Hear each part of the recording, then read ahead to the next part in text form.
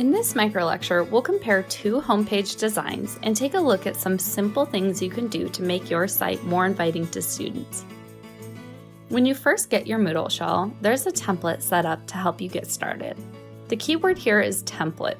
These blank shells are meant to be changed and customized for your individual course or courses.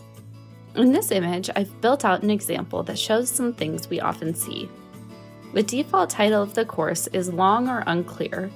There are unused topics left in the contents area. The course has no banner image. The announcements forum isn't being used. A syllabus document with an undescriptive name has been uploaded. And the welcome video is linked using a Moodle URL resource. While this is a good start, this isn't the strongest welcome for your students.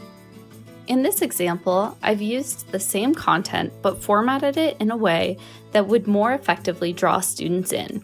I've cleaned up the course name by going into Edit Settings and changing the course title. I deleted any unused topics to clean up the contents area. I added a simple background or banner image and made sure the course title was still easy to read. I also made it a little more visual by adding an icon that fits with the brand of the course I'm creating.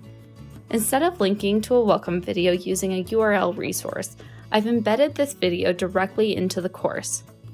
This prevents the students from breaking their learning flow and having to click into an external site to watch the video. I also have an announcements forum that's being used so that students can see all of the course communications in one place. These announcements will also be sent out to their emails. I also gave the syllabus a more descriptive name so that the students can easily access this important document.